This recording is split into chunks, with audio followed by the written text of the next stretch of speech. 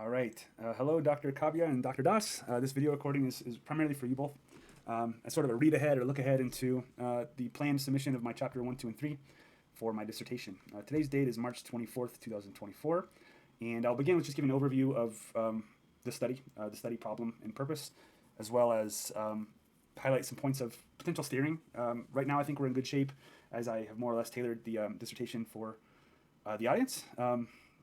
Primarily Dr. Kabi and Dr. Das. However, through my readings, there was a couple points that I want to mention that maybe we are steering away from, give an opportunity for just reflection before we move too much further. I'm okay with either way, just for the record. But if I'm going to steer away from a sort of known roadmap or skeleton that I've been following, I just want to make sure that potential risk or issues related to it are identified and we're aligned moving forward. So taking a look at the dissertation itself. Perceptions of Scaled Agile Framework Acceptance Applied Within United States Government Agencies. Perceptions of Scaled Agile Framework Safe Acceptance Applied Within United States Government Agencies. Taking a look at the introduction, I'm going to skim over this briefly. You guys are both familiar. This is a project management related dissertation, specifically with Scaled Agile Framework, which is a large-scale Agile framework that has become trending within the government. The government has been using different methods, frameworks, modes of project management for software for decades. However, the waterfall or predictive project management had been the primary means. This is closely tied to the need for transparency, visibility, and control of the projects. So this just gives an overview of what this means and sort of the overall importance, as well as recent actions related to the need to sort of a tie into the research problem. Talks about GAO, the Government Accountability Office's just transition related to Agile, the Agile Assessment Guide. There's been a number of sort of failure cases out there, healthcare.gov, for example. And as we're noticing, legalities, laws, policies downstream have started shifting, as well as creation of things like the TechFAR, which have been created in essence to help us better understand and navigate Agile within the government. So all of that being high level here within the introduction, I'm going to go back to the slides here. The problem to be addressed in the study is the lack of understanding about contractors' perceptions of Scaled Agile Framework acceptance as applied within U.S. government agencies. So here, instead of asking the government anything, we're asking the contractors, the people that are actually doing the work. Later in the literature review, we'll see that there's not really anything that is asking this question. There's one study out there that is touching on this from a quantitative lens, and it's calling for a need for further research. But outside of that one study, there's not a lot. And it wasn't specific to Scaled Agile Framework, it was broader Agile. The purpose of the study, of this generic qualitative study, is to explore government contractors' perceptions of Scaled Agile Framework acceptance as applied within U.S. government agencies. Acceptance is a term that I hope is well defined within the dissertation itself, but I've realized that through this construct of this area here is quite interesting. I'm not going to get too much into here, but as you're reading the dissertation, please keep that in mind. I'm curious about it as the reader, if there's any kind of ambiguity there. All right, research questions. And this is one point of, not of contention, but I think should be brought up now before we get too deep. I have developed 2 research questions, and you'll see from my table of contents multiple sub-questions. The research questions are related, right? How do government contracted software development team members perceive Scaled Agile Framework? And then there's some drill down, some very important areas here that I don't advocate that we actually lose, but what I'm actually proposing is to map more closely or align closely to the actual sort of known model of a generic qualitative approach. And to do that, that means that we have one research question. And I'm proposing that we either use this or some variation very close to this. As a contractor supporting federal software projects, how do you perceive the integration of Scaled Agile Framework with existing government processes and procedures? Okay, in a nutshell. Well, first I'm going to show you that this is the model being used. This is a North Central or National University dissertation here related to technology, generic qualitative inquiry, research. So explore teachers' perceptions and lived experiences regarding SEL practices. Okay, and then one research question. Here we have, this is to Capella, generic qualitative inquiry, one research question. From the same study here, you'll see that they're using thematic analysis. And this is where I think they kind of loop in the idea that, okay, we're answering more than just that research question. but we're not bounding ourselves necessarily to those research questions. I'll get to that in a moment about the frame that I'm trying to create here. All right, so Kasteri, I have this book on paperback and in the PDF as well. They have a book called The Generic Qualitative Approach to a Dissertation in the Social Sciences, a step-by-step guide. These are two professors from Capella. So what I found is that thousands of dissertations in Capella, excuse my typos here, I copied and pasted trying to get this to you guys by the close of the weekend. These two professors, they both work at Capella, and they're referencing Percy et al. 2015, which is the seminal, point here, the seminal piece of reference. I'm going to map and try to show that basically they're both saying the same thing. This document here is more tailored towards the dissertation, but very clearly they say the generic qualitative approach to dissertation allows for diversity of topics. Sure, qualitative dissertation needs to have a balance of rigor and doable time. The generic qualitative dissertation is led by one research question. The idea is to keep the question is opening it up and keeping it going. So it's trying to remove any bounds or constraints so that the sample can lead, the research can lead. The question must be open-ended and focused on seeking understanding and discovery. The question should name the phenomenon. In a generic qualitative dissertation, only one phenomenon is under inquiry. All right, so Percy et al., the person I just referenced, that is the seminal reference. The majority of this document was trying to define the niche between generic qualitative inquiry and what differentiates it from the other theories or approaches. The one that's most closely mapped was phenomenological inquiry, and the book here, or the article, says these two key points. First point is, well, phenomenology is interested in the inward interpretations. So, for example, if somebody was angry about something, in a generic qualitative approach, we'd be interested in the fact that someone was angry, but not in the experience of anger. The second difference is that phenomenology investigates pre-reflective conscious experiencing, as often referred to as lived experience. But in generic qualitative inquiry, it's more concerned about experiences. So we focus our attention outwardly. Well, what was experienced, what happened, why, who, the outer points. Also from Percy et al., we just kind of talked about this. The opinions, attitudes, beliefs, or reflections on these experiences of things in the outer world can be selected as a methodological approach when the researcher has a body of pre-knowledge, pre-understandings, categories, or subcategories of information about the topic that he or she wants to be able to more fully describe from the participant's perspective. This is most definitely me. I'm working in this domain today. I have knowledge. I want to remove any bias, of course.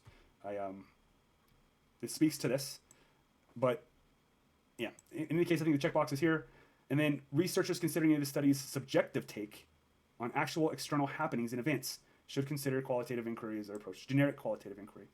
I believe I also check the box here. I'm concerned with or would like to study the participant's subjective take on actual external happenings. That's what the study is geared towards. These are examples of, according to Kasteri and Kasteri, the Capella professors, with that book, The Generic Qualitative Approach to a Dissertation, step by step. They give this mapping. We want to avoid yes or no research questions, questions with perceived ideas or pre-understandings. And this is where maybe these sub-questions don't resonate. They were, at least I mapped them with some preconceived ideas or pre-understandings. Just leave that there for a moment. But cause and effects questioning, okay, not doing that. Not doing yes or no questions. Not doing questions that require a measurement. No vulnerable populations. Don't create ethical complications. And then I don't have any questions that will complicate recruiting. The examples given in the book are like, if you were a bully in high school, please sign up today for my study. That could complicate recruiting because there's not a self-interest in people participating. I don't have any of those type of questions. And then a really big note here about research questions within practical timelines for completing a dissertation. I want to avoid that, of course, but also not just for my self-interest, but for the sake of the study and the participants actually getting value out of this to some degree. I mean, I think that's why they would want to sign up, is that something actually happens where a better understanding of what's going on could lead to some benefits or win down hole. And then questions addressing a psychological construct, i.e. self-esteem, defense. We're not doing any of that stuff. Almost done, guys. The Kostero and Kostero book, the dissertation roadmap book, had laid out a process. It does highlight that this may be a challenge for some paradigms. And that's, I'm not saying that anybody on this call will, but even for my dissertation defense, I don't know if I should be worried or not. But some of these constructs, maybe not the right word. Some of this guidance here may not be something everybody on the defense would be familiar with. So I guess that called for me to want to align before we move forward. So it says here, students who were previously raised in quantitative paradigm, it can be a challenge to evolve your thinking from narrow to openness. It's a single question that concentrates on what the student really wants to know. The question is drawn from the topic. Okay. Generic qualitative dissertation, 8 to 15 participants. Overall goal is to collect data quality, substantial, meaningful, and rich.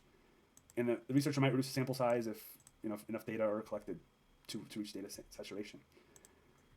From Percy et al., semi or fully structured interviews, questionnaires, surveys, or content, or what this requires for a generic qualitative approach. It does call out that the semi-fully structured closed-end interviews, either oral,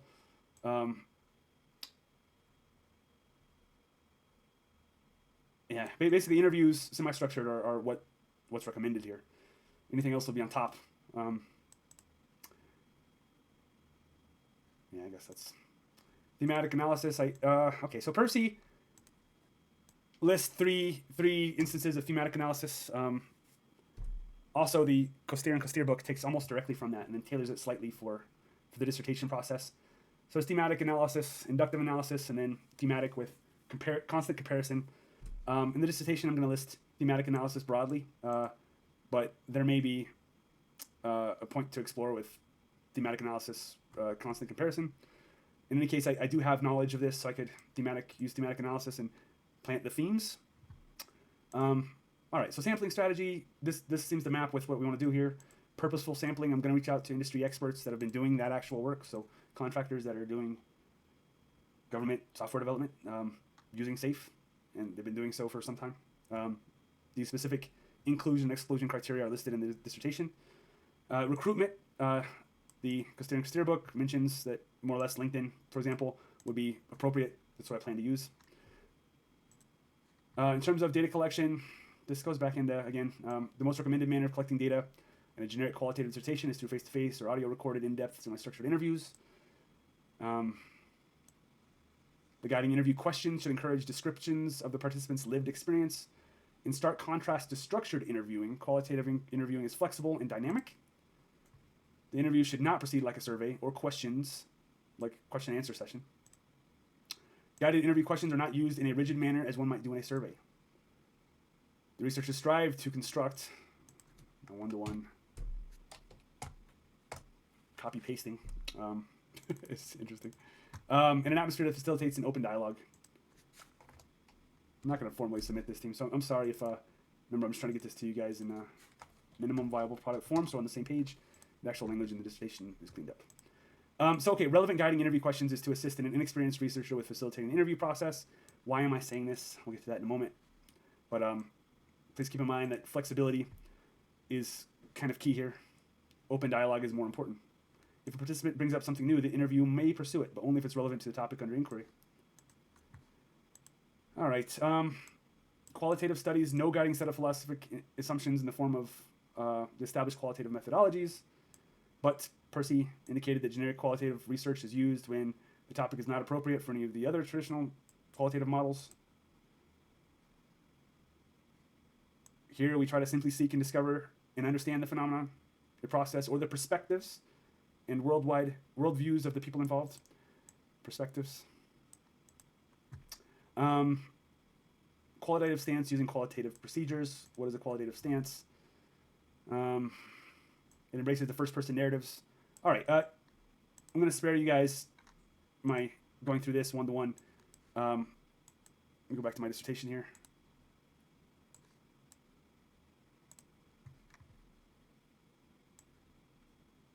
All right, in my dissertation, the literature review is concerned with theoretical framework, in which case these are where the bounds come in, right? So, theoretical framework utilizing TAM, Technology Acceptance Model, and the two main constructs there, perceived ease of use and perceived usefulness, as well as a construct borrowed from UTOT, the effort expectancy. So in a nutshell, here's how I'm seeing this. And let me know if I'm off base here, but if we're supposed to use one research question, we have a research question, and then information comes that steers towards that research question, then we, using thematic analysis, I'm going to take that information and map it into themes.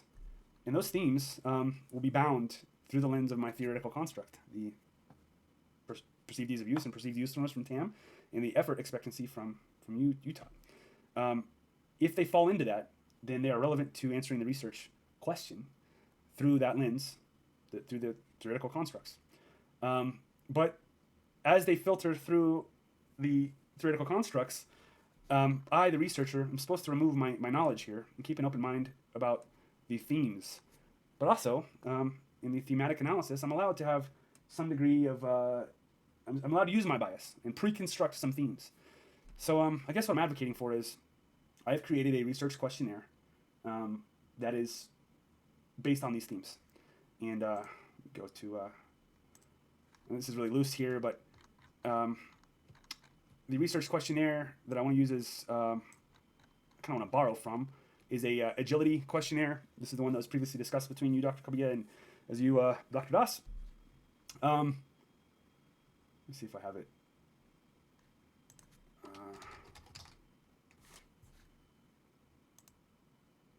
I'm going to open it up right here just to show you. I have permission to use this